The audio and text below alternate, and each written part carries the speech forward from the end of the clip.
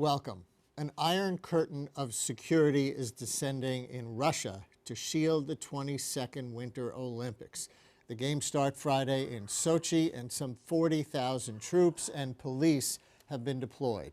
There are checkpoints and roadblocks, a flotilla of warships in the Black Sea, and planes defending the airspace. So where exactly do the threats come from? And what's the history behind the grievances? A distinguished scholar will offer us Olympics 101. Also on our program today, we evaluate Vision Zero. That's Mayor Bill de Blasio's plan to make pedestrians and drivers safer in New York City. Plus, the longer you're jobless, the shorter the glance at your resume. You may know this firsthand. But the undeniable proof of this catch-22 has prompted White House action now. And in our public intellectual segment, where we hear about new research that can change our thinking and public policy, how wealth inequality seems to follow the laws of nature, and other insights from the field of econophysics. First, though, the Olympic context. We are zeroing in on the location of the 2014 Winter Games in Sochi, Russia, on the Black Sea. To the south are the Republic of Georgia and Dagestan. To the east, Chechnya. It's a restive region for many reasons, with a long history of conflict and, says our next guest, the price tag and corruption in the making of the $50 billion Olympic Games is adding to the tension. Joining us via Skype is Charles King, Professor of International Affairs and Government Relations at Georgetown University in Washington. He's the author of The Black Sea, A History. Professor, thank you so much for doing this. Hello from New York. Hi, nice to be with you. So, you know, I think most Americans know Moscow.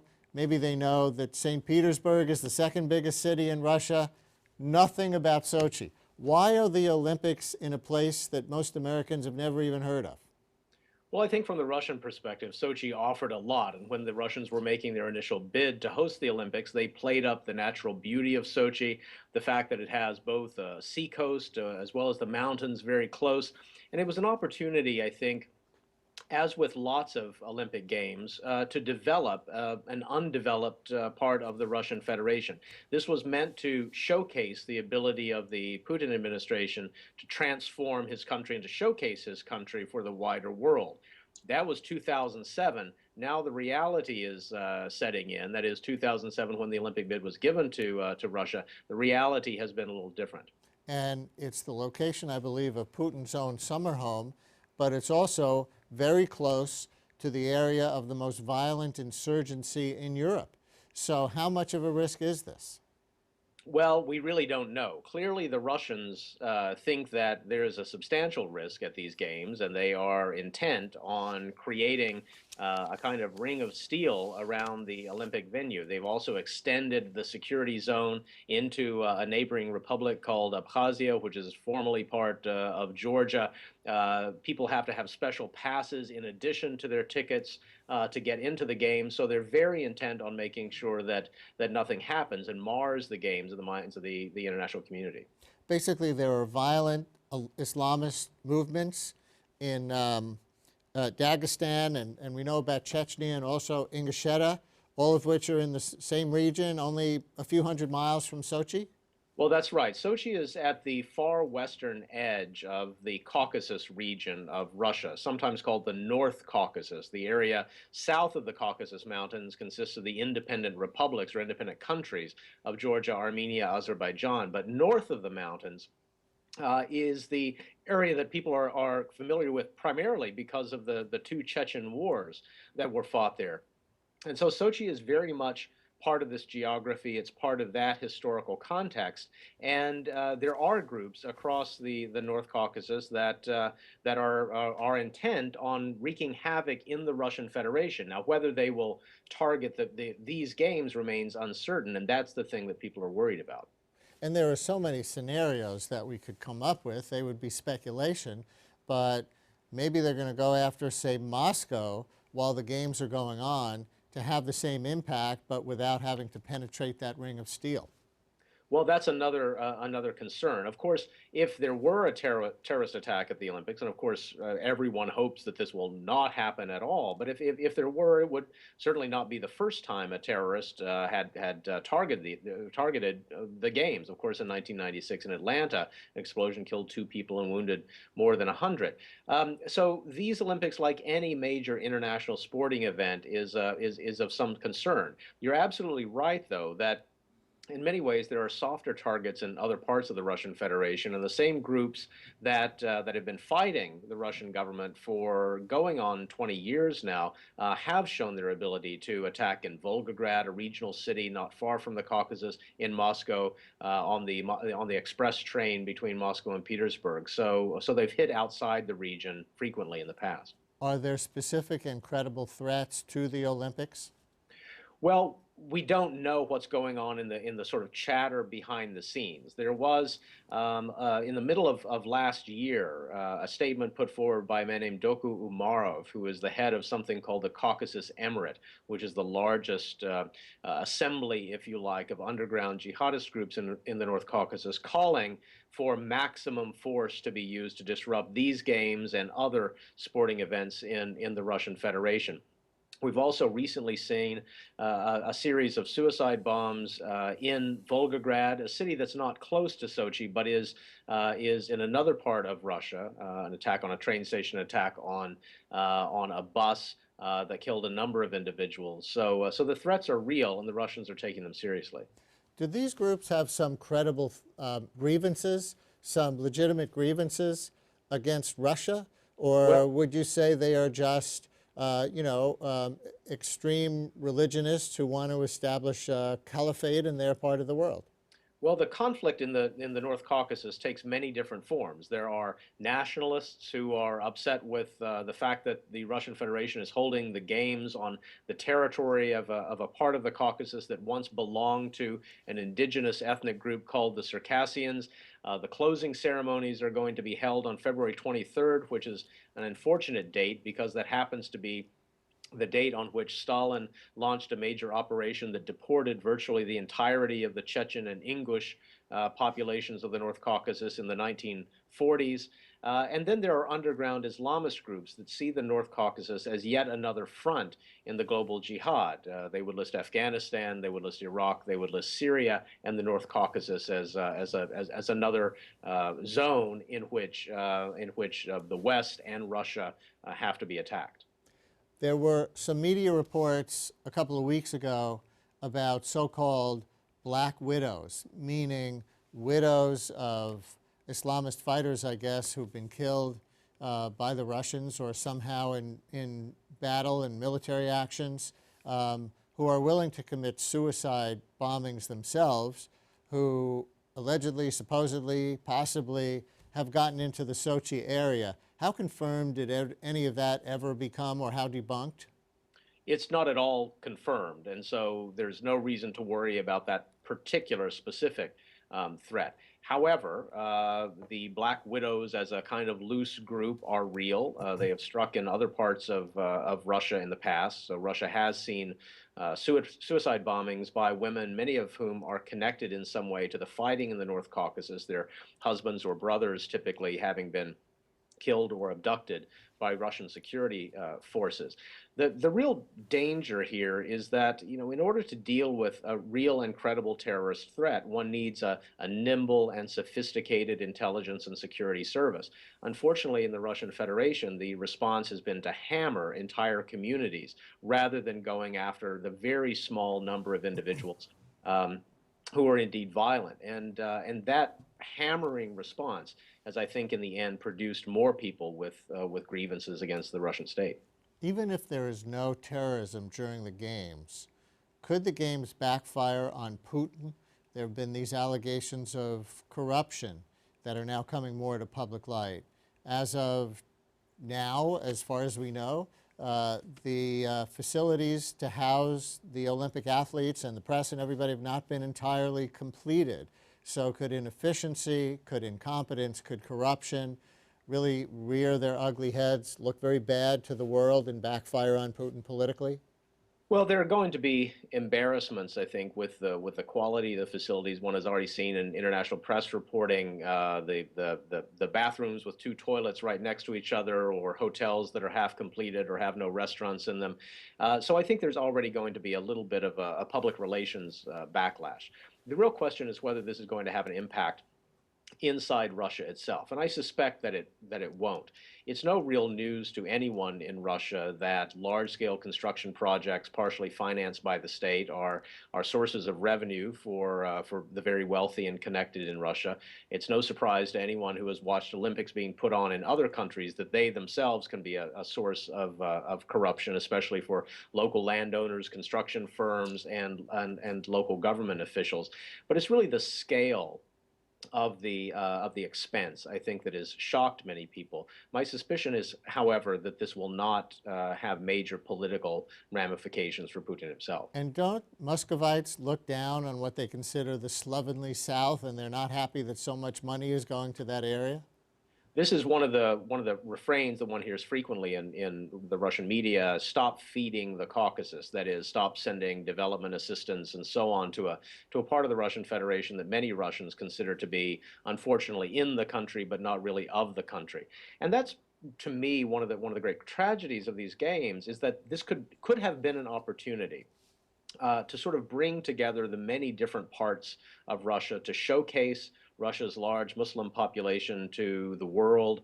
But so far, most of the focus has been on corruption, facilities not working, and the terrorist threat. And that's a real missed opportunity, I think.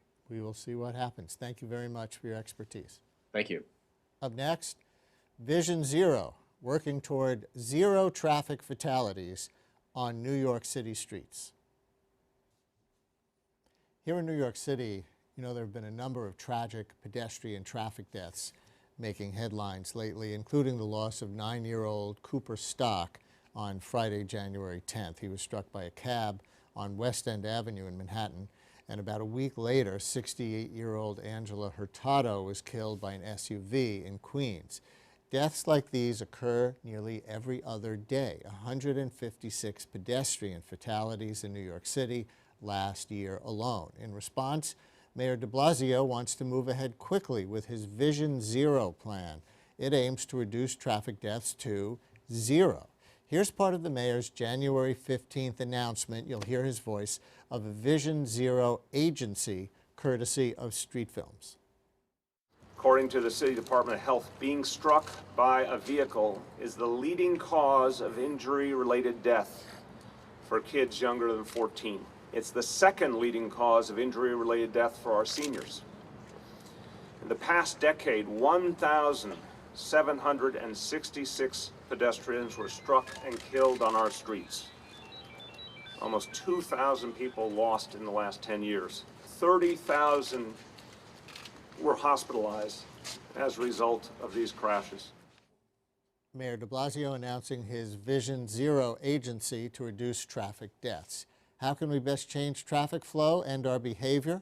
What can we learn from other cities? With us, Juan Martinez, the General Counsel and Legislative Director of the activist group Transportation Alternatives, and Gridlock Sam Schwartz, former New York City Traffic Commissioner. You may have read his Gridlock Sam columns in the Daily News. Welcome to both of you. Thank you for having us. Juan, Vision Zero, all of a sudden, this is not one of the things that Mayor de Blasio campaigned on front and center, but it is one of the very first things that he announced in terms of actual actions as mayor. How come? Well, the thing about traffic crashes is that they're preventable, and we know what causes them. We know how to solve them. So we need to apply what we know and prevent deaths. And what Mayor de Blasio did is the first step, which is leadership. The entire basis of the Vision Zero philosophy is that since these crashes are preventable, since these deaths are preventable, there's a moral obligation to act quickly and do so. And again, the government's role is to set the agenda and to take those steps swiftly. I'm sure you're familiar with the number that I just cited of pedestrian deaths last year. I think for whatever pushed this topic into the news right now, however that happened, it's a revelation to most of the city. The fact that there were about half as many traffic deaths of pedestrians as there were murders, and we celebrate that the murders have come down from a historic high to the 300-something level. But people, I think, are being shocked around the city to discover that, you know, about half as many people as get murdered, and we put so much attention on that, are also killed in New York through accidents. And that's just pedestrians. That's not even drivers or bicyclists who are also killed. Right, and by the way, you won't find a traffic engineer to say accident. It's not an accident, it's a crash, because there usually is a cause behind it, and it is preventable in many cases. It's not on purpose. It's not necessarily on purpose, but we call them crashes. And I think it's great that there is attention. It was frustrating, especially in my days as traffic commissioner, because there are hundreds of people being killed in traffic accidents, but there are a couple of thousand being killed in murders. It was hard to get the mayor's attention on a program like that. Now we've got murders under control. I think it's great that de Blasio administration is focusing in on traffic crashes, and let's get it down. Nobody really expects it to go down to zero, but taking that kind of a goal means that we're going to get it down substantially, and I think we can get below 50 pedestrian fatals a year, 50 too many. Nonetheless, I think that's achievable, which means over 100 people alive every year that wouldn't be. Sam Schwartz's Vision 50. So as legislative director, I guess you lobby or advocate for particular policies for the city or the state to take. What's at the top of your list? Well, when you look at the two crashes that you cited, Cooper Stock was killed by a driver who violated a pedestrian right-of-way. The driver was taking a left turn, hit Cooper and his father while they were crossing in the crosswalk with the light. That's it is the leading cause of injury in the city. It is one of the leading causes of pedestrian death in the city. 27% of people who are killed or seriously injured while walking are with the light in the crosswalk. 44% of pedestrians who are injured are in the crosswalk. Another 5 or 6% are on the sidewalk. So we know what to do. What we have to do is focus on drivers who take high-risk choices, like taking a left turn without looking.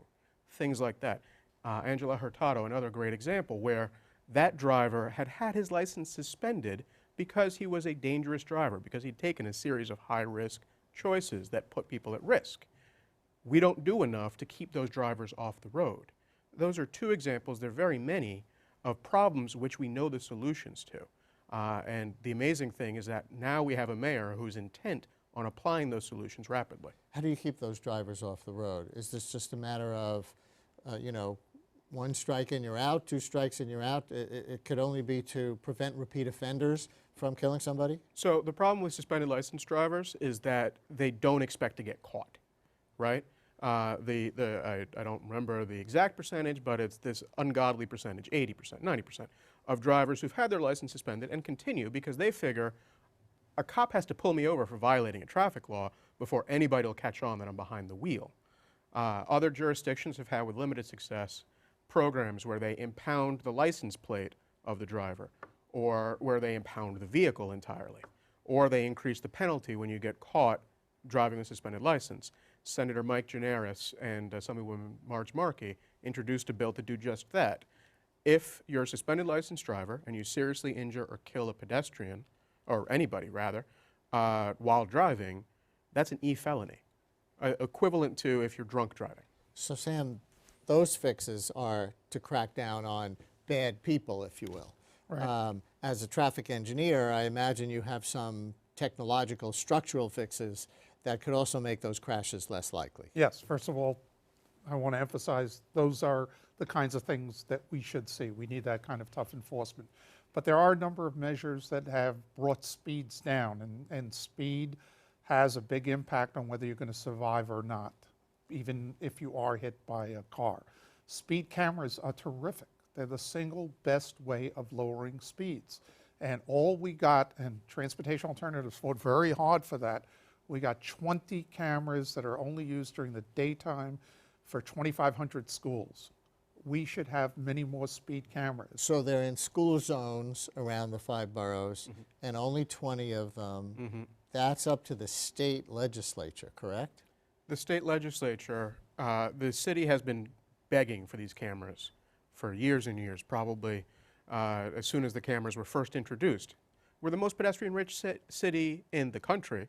We should have the tools we need to protect people on our streets.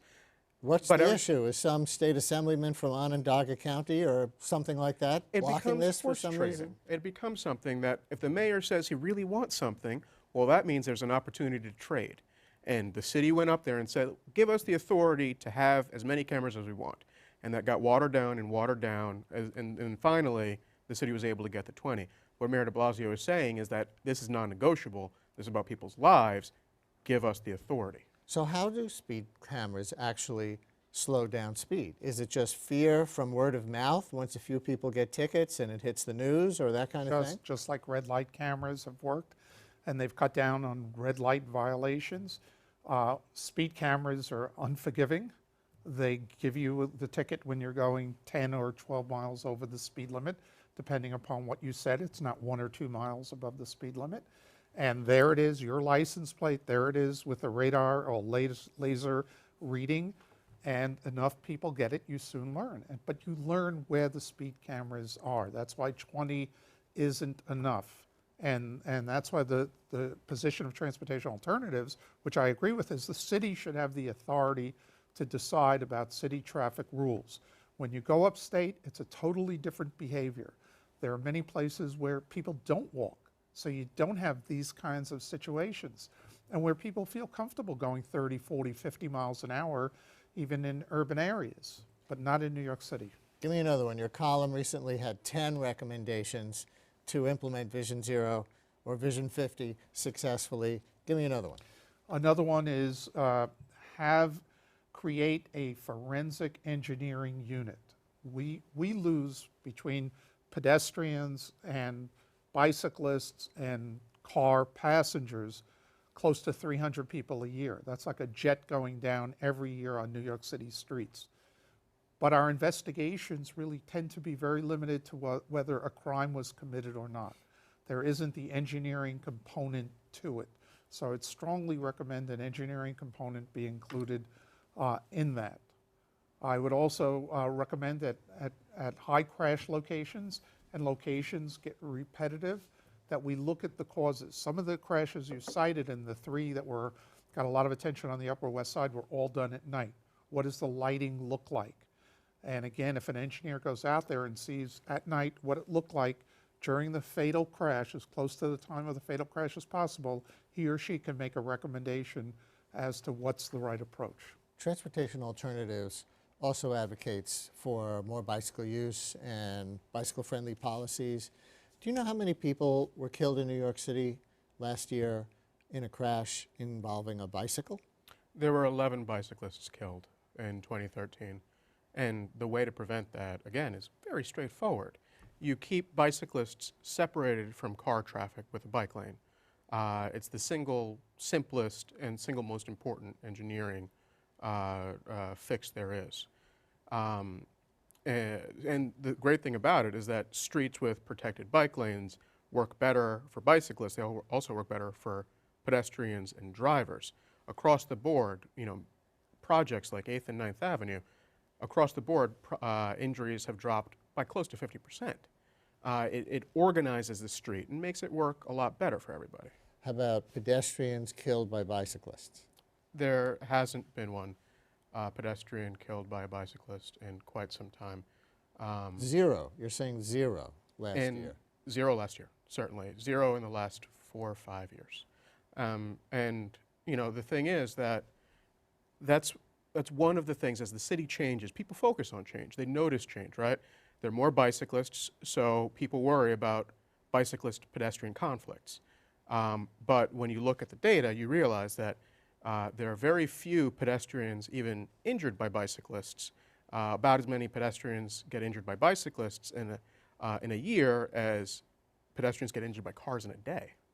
And yet, there's a lot of active pedestrian fear of bicyclists right now that I would guess outstrips active pedestrian fear about cars, because pedestrians think they know what cars are going to do because the rules seem clear and most cars follow them. They don't know if a bicycle is going to come this way down a one-way street that goes that way, or if a bicycle is going to run a red light, which they're much more likely to do than a car. So is this just perception not matching reality, or is there something more that needs to be done? I think something more needs to be done, but it's more perception. And I cannot go anywhere as Gridlock Sam without somebody cornering me and say, what are you going to do about those freaking bike riders? And it's perhaps because they make eye contact with the bike rider. They see a car as a car. They see a bike as the bike rider. And bike riders, and I did unscientific sampling on 1st Avenue, 2nd Avenue, 8th Avenue, and I saw almost no cars flagrantly running the red light, but I saw plenty of bicycles. I saw 0 cars going the wrong way, and 1/3 of the bike riders were going the wrong way. So it's not that they don't really see a lot of violations. The walking public that are not bike riders see loads of violations. It sticks with them. The probability of them getting injured or killed is very low. I think 2009 was the last year there was a pedestrian bike fatal where a bike rider killed a pedestrian. So part of it is perception, but part of it is behavioral. And I say let's change the whole rules regarding bike riders. They shouldn't have to follow every rule that a car does, but also provide the resources to first clamp down on wrong way cycling and then other forms of cycling. Bad cycling. You have studied the world, really, Yes. in these respects we've been discussing. Is there a model city anywhere? Well, there are model cities throughout Europe on bicycle behavior, but we're not Europe. So if you travel to, you can go to Germany, you go to Munich, and if you're a pedestrian and you walk into a bike lane, they'll let you know it. And when the light turns red, they will stop. Where we just don't follow the rules quite like many of these other places that are terrific models. But what about with respect to cars, which is obviously where most of the danger is? Is there a model city we can learn from? Those model cities, again, are cities like Germany, which everybody obeys everything in Germany. And I'm not going to pretend that we're overnight going to become like Germany, or frankly, Australia does better, or Sweden, or so many other countries do better. But can we do better in New York? We're a pedestrian city. We're a walking city. I think we're the best walking city there is. And we have to make sure that the pedestrian, he or she, is king and queen of our streets, and the cars are really guests on our streets. So in our last 30 seconds, it's cultural change as well as legal change, correct? There are cities around the world that we can model ourselves after. London, Berlin, Tokyo, all have fatality rates half of ours. If we had their fatality rates, we'd save 100 lives a year. They have more bicyclists, and they have the infrastructure to support more bicyclists. They have speed cameras, they have the enforcement that's necessary, they have the engineering that's necessary. It's not impossible for New York. As Sam was saying, we should be leaders on this. Hopefully we will be now. Is there a speed? We'll take an addendum to throw this in. Is there a speed below which the average fatal crash car pedestrian becomes an injury instead of a death? Sure, at 20 miles an hour, it's so unlikely that you'll have a fatality. At 30 miles an hour, it's roughly equal. At 40 miles an hour, it's 70 to 80% that you'll have a fatality. And I think City Council is poised to ask Albany for permission to impose a 20-mile citywide speed limit, 20 mile an hour, and then on particular roads in particular neighborhoods where the neighborhood wants to increase it, they can do that. And that's the right approach, because we need a speed limit that works for people. And in a city like New York, where you have jaywalking, you have people who make mistakes, a driver has to be prepared to stop in time. And if they can't avoid the crash, it has to be a crash that isn't going to kill somebody. In order to achieve Vision Zero, and my sights are set a little bit more ambitiously than Sam's here, but in order to achieve Vision Zero, we have to drop the speed limit to 20. And it makes sense in New York to do that. And on those streets where you're going to have a higher speed limit, then just use the appropriate engineering to keep pedestrians safe. On Atlantic Avenue, it should be 35, then fine, but then you need crosswalks designed to protect pedestrians and the like. Vision Zero. Hopefully it will become a reality or something close to it. It is one of the agenda items now for the de Blasio administration after those deaths that made the news and people suddenly paying attention. Thank you both very much. Thank you. Yes, unemployment has dropped down a bit to below 7% nationally, but the amount of time job seekers spend unemployed is still sky high. 38% of the jobless have been out of work for 6 months or more. Knowing he is not going to get action from Congress, last Friday, President Obama invited CEOs from 20 corporations, from Apple to Walmart, to the White House. They agreed to reassess their hiring practices to make sure they were not biased against the long-term unemployed. How did the White House know for sure this was a problem? Well, from a number of studies, the largest from the National Bureau of Economic Research.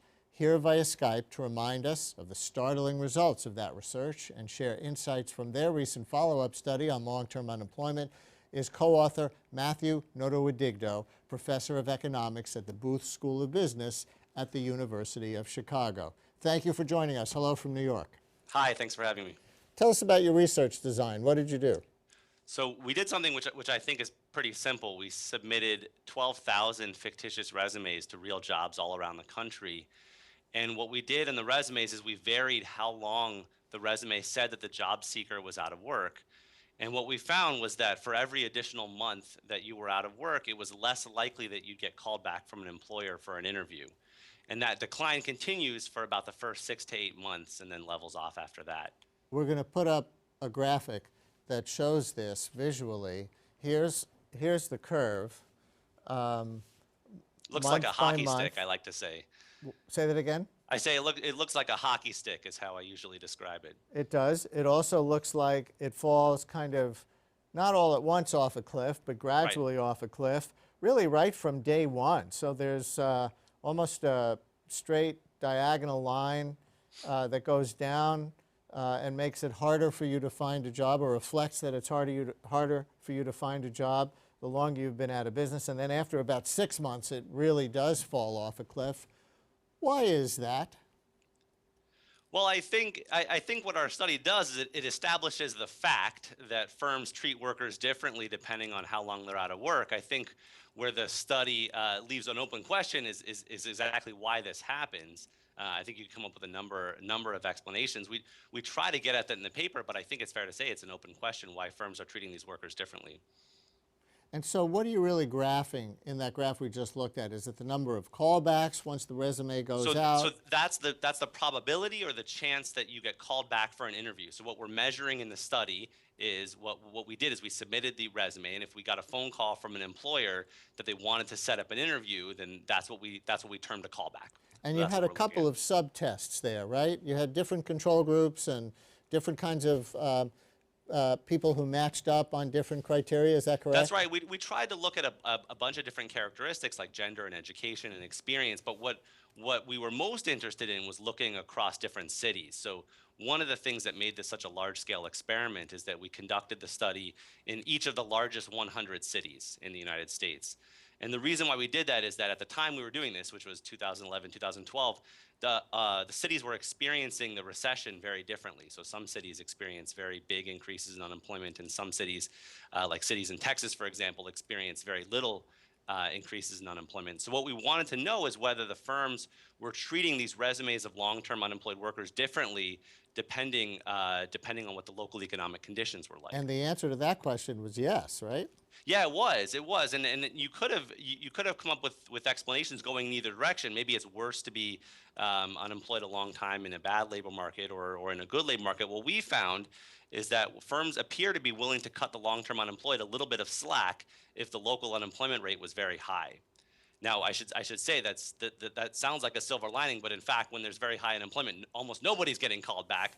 But it wasn't that the long-term unemployed were particularly likely to receive no callbacks. Does that make sense? So, yeah. So in a place where unemployment is not that bad, should I speculate that employers see the length of time that somebody is out of work and use other employers as a surrogate for their own judgment? In other words, if nobody else offered this guy a job, then there must be something wrong with them compared to other applicants who I could be spending my time on.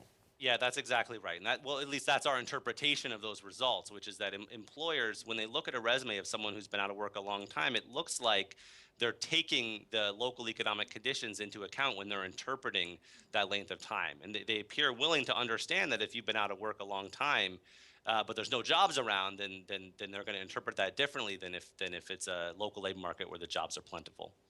And is that wrong? I mean, this would be unfortunate and maybe politically incorrect to even ask, but maybe those who tend to get rejected by the first line of employers who they apply to are just less qualified than the average person who's out there. Well, I think that interpretation is consistent with our results, and I wouldn't push back too strongly against it.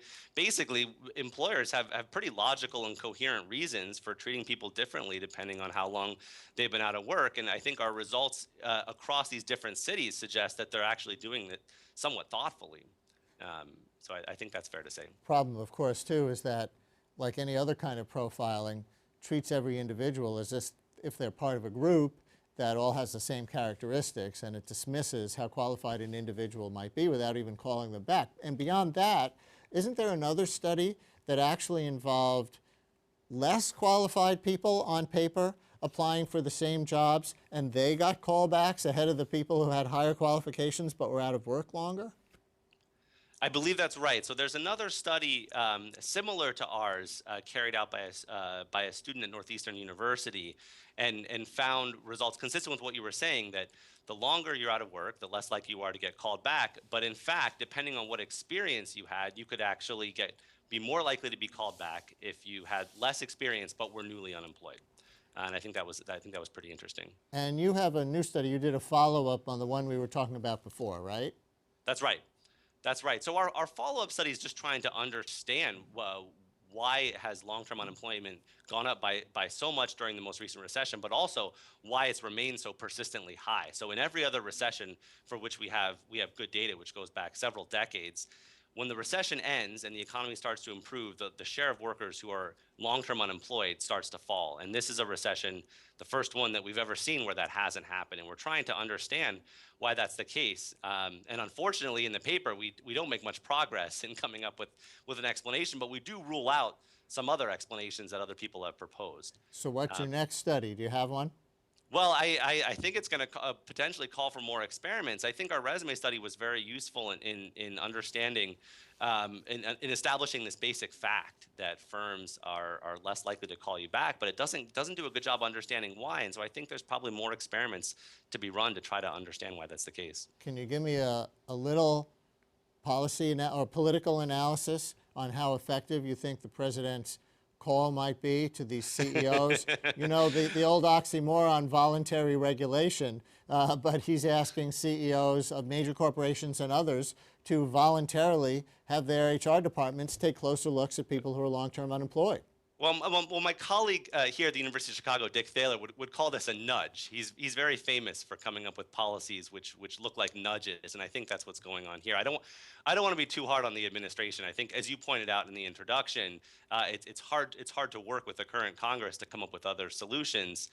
You know, I'll be surprised if this is going to have huge effects, but it might make some differences in some small cases. Well, maybe you can take a little bit of credit that by putting stats like yours out there, the president and his staff were more aware of the extent of the problem and have the data to back up an argument against it.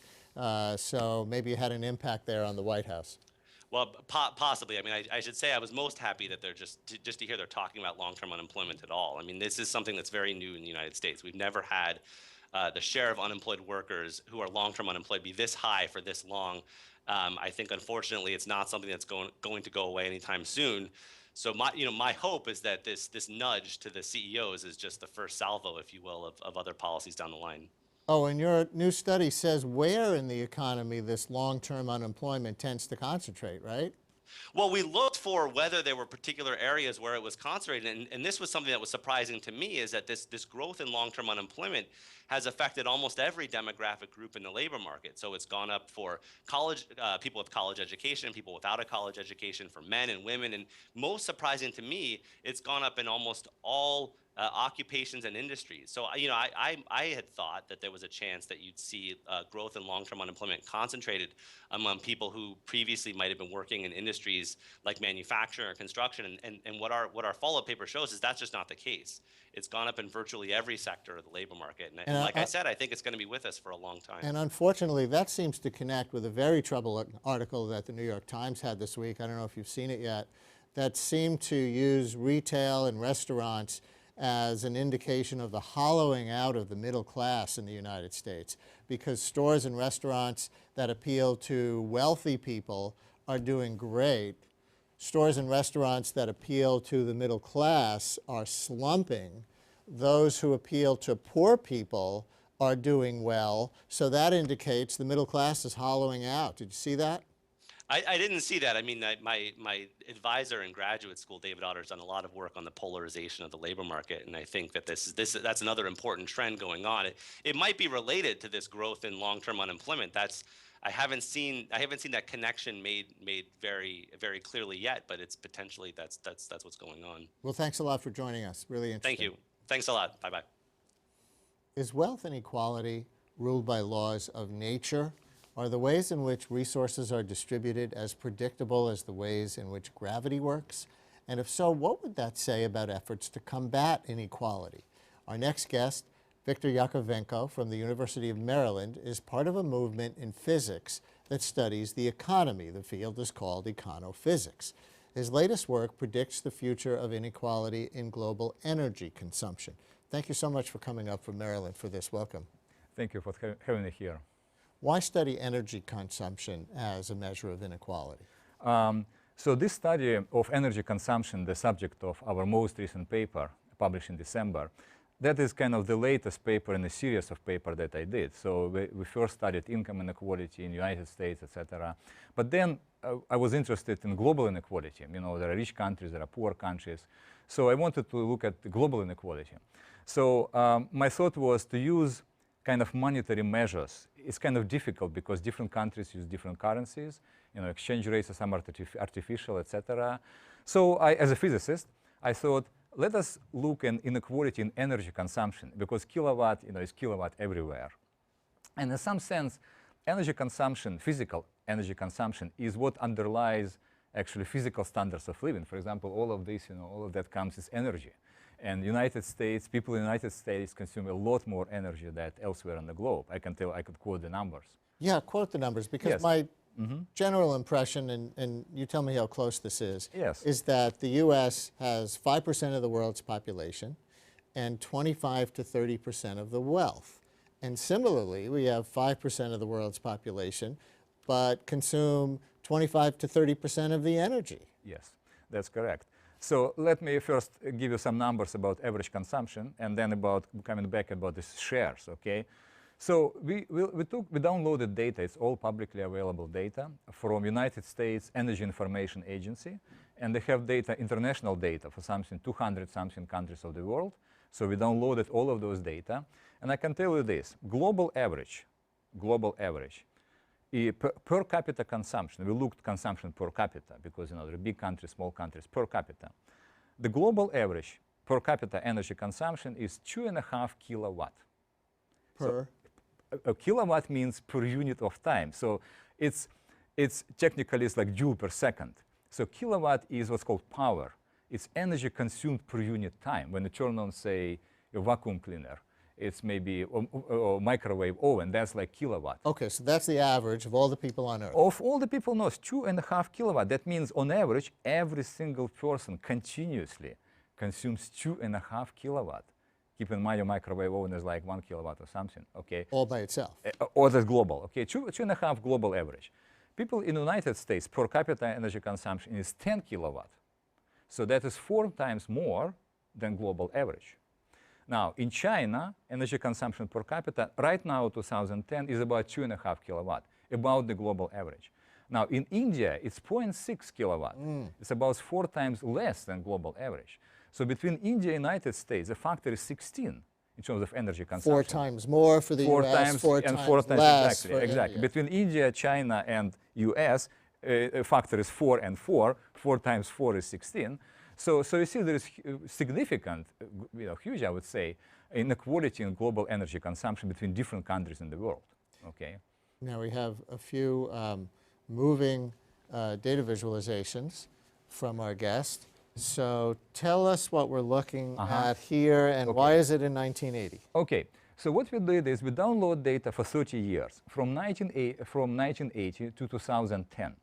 Now for each year, it was about 200-something countries for each year data. So we constructed something called Lorentz plot. If you see at the very top, it says Lorentz plot. It's a certain standard way how economists plot data to illustrate inequality. It's a standard way to represent data in literature and statistics, etc. I will probably not have time to explain it. Time is, I guess, I can, but we have some time. Yeah. Okay, fine. Okay, let me try to explain. So look at the red curve. Okay. Now, so there are we make a list of all countries in the order of the increase of energy consumption per capita. Right. So, for example, India is somewhere at the bottom because it has relatively low energy consumption per capita. Then there is China somewhere higher, and then at the very top there is the United States, which has one of the highest energy consumption per capita. All by itself up there, by the way. What do you mean by itself? Well, so much higher than the next one, it looks like, which would be the USSR. Yes, of course, this data for 1980 when Yes. USSR did exist. Now, I must say that not all countries are labeled on this plot because there are actually 200 points. We cannot label all of them. Yes, all 200 countries. included. But we labeled some representative countries. Okay, just can you run it back? Yes. Okay. So now, oops, can we? Yeah, we'll hold on to that. We'll show it moving in a minute and why we show it moving. Yes. But then you're Yes. going to talk about Yes. the diagonal line Yes. that goes Okay. So straight up and down yeah. from So bottom left basically, to upper just right. the curve basically runs like this. If you start from the bottom, the horizontal the horizontal axis shows fraction of world population, and the vertical axis shows fraction of energy that population consumes. Okay. That's how the curve is constructed. But anyway, what is important is a couple of things. First of all, straight diagonal line, straight diagonal, black straight diagonal line, solid line. Yes. That line would correspond to perfect equality. Okay, energy consumption proportional to population. So and the line that goes horizontally and then vertically, that would be the highest inequality. Right. The point is the red curve in 1980 shows very high inequality. In fact, you can decompose the curve into two parts. One is sort of kind of close to horizontal, India, China, Brazil. Those are developing countries who had very low energy consumption per capita, and sort of close to vertical, Europe, US, etc. Those countries have very high energy consumption per capita, very high inequality. Developing countries, developed countries. Now let's play the movie and see how this curve changed from 1980 on. You see, curve moves up.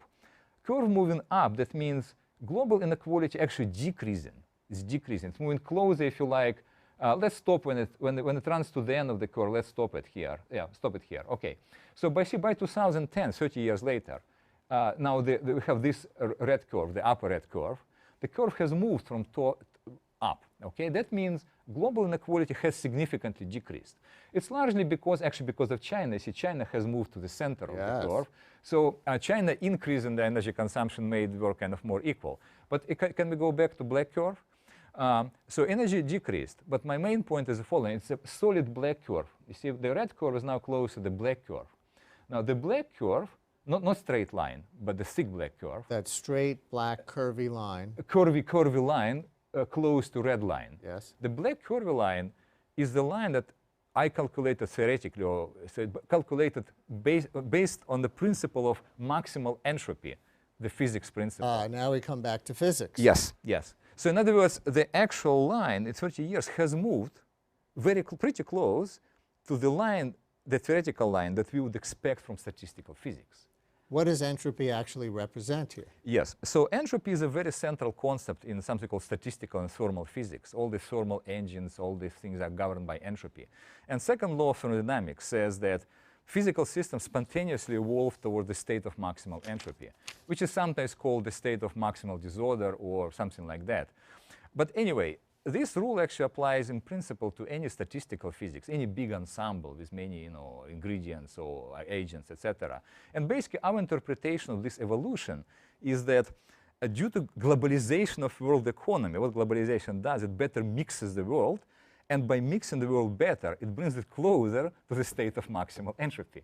And now that's pretty much where we are now in 2010. But that maximal entropy, that curve that represented entropy, which is a kind of natural state, at least in physics, shows a fair amount of inequality. Yes, that's correct. So if you're going to cross over from the physical world to the human behavioral world and socioeconomic world, is that a legitimate cross to make? Or do you then wind up with an assumption that inequality is somehow natural, which could leave us defeated? Well, yes. Well, I mean, that's true that in the process of this study, we actually came up with the concept of what I call natural inequality. So natural inequality would be inequality obtained by principle of maximal entropy. So in other words, if you let system do whatever it likes, randomly, stochastically, etc., it will end up in this highly, well, I should say, it's rather unequal state. Notice that this current state of the world is actually less unequal than it used to be. Yes. So evolution, in this case, evolution towards state of maximal entropy has actually decreased inequality. Yes. But now I think we reach the state of so-called natural inequality. But since the current curve is still more unequal than your theoretical entropy, then it means that we're doing something wrong as a species because we're below what the natural state of physics would indicate we should be able to achieve. Am I wrong? Yeah, well, not quite so. I mean, let me clarify. The red curve, the actual data for 2010, now is pretty close to the black curve, which is theoretical maximal entropy curve. We kind of reached, sort of, pretty much, the state of maximal entropy right now. What we are far from is a straight diagonal line. Now, straight diagonal line corresponds to perfect equality, and that, I think, we will never reach. I think the actual curve will actually not cross the maximal entropy, will not move towards straight diagonal, will not actually move towards perfect equality. So do you have a hypothetical best case scenario based on physics as to how much equality the world could achieve, country compared to country? Yes, so I would say in the state of maximal entropy, which is kind of natural and statistical physics, that black curve is... That's the best we could do? That's the best we can do. Why? We're doing worse than the black curve in the last 30 years. Why can't we do better than the black curve with the right policies? Yes, with the right policies. So my prediction is that the pace of change, you see, we had pretty significant changes in 30 years, right? My expectation is that that pace of change will slow down because we will kind of saturate at this curve. It was changing pretty rapidly because it was far away from the curve. But once we close, it will slow down. Now, can policies change this? That's a good question. In principle, yes. But in practice, I mean, we're talking about global energy consumption. You're talking about country compared to country, because this is a very different conversation than, as you know, we're having in New York City right now with Bill de Blasio and nationally, and even the Pope, that the middle class is hollowing out, the rich are over here in a small number, the poor are growing, so we're not coming closer to that optimal state. No. So now let me address this, income inequality. That was actually my previous study in the last kind of certain number. We published several papers. So what we found, we looked at actually income distribution in the United States. We used data from IRS, from Bureau of Census. We plotted the data in kind of similar way. And what we found is that for majority of population, 97% of population, distribution is the same, this maximal entropy. And it actually did not change in 30 years at all. In relative sense. I want you to take our last minute or two and talk about how this approach to knowledge, coming to economics as a physicist, is different intellectually from how an economist or sociologist would approach it. Yes, so this is based on theory of probability, statistical physics. And most economists or sociologists, they have not taken courses, they were not exposed to statistical physics. And that, I think, is a significant new kind of, I say, area of knowledge that we're bringing into the game.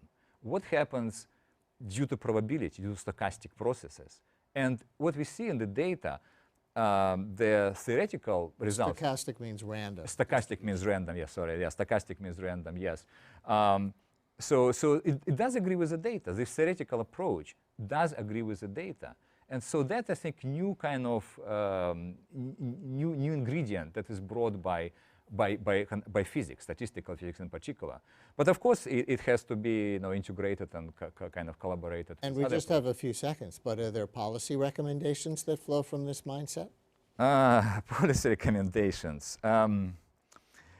It's complicated. No, I mean, I don't really have specific policy recommendation, but let me mention something. In 20 years since Kyoto Protocol, those international negotiations, Copenhagen, name it, essentially about failed. Climate change. About climate change specifically, and which is directly related to energy consumption, failed to do anything in global CO2 emissions, fossil fuels, etc. Nothing, the trends didn't change at all in 20 years, despite 20 years of international negotiations on some sort of policy. And why is that? Because if you look at this curve, for example, India and US, at the opposite end of the curves. And it's very difficult for them to agree on anything, on any kind of policy. And that's what, it's failing and failing. And unfortunately, we have to end tonight's show on the difficulty of agreeing on anything. Yes. Thank you very much. Okay, thank you. And that's our program for today. We're here with a new show each week at this hour. And do tune in to my daily radio show, weekdays 10 a.m. to noon on WNYC, 93.9 FM and AM 820. Tomorrow, a call-in for immigrants from anywhere. What Olympic athletes will you be rooting for from your country of origin or from here? I'm Brian Lehrer. Thanks for watching.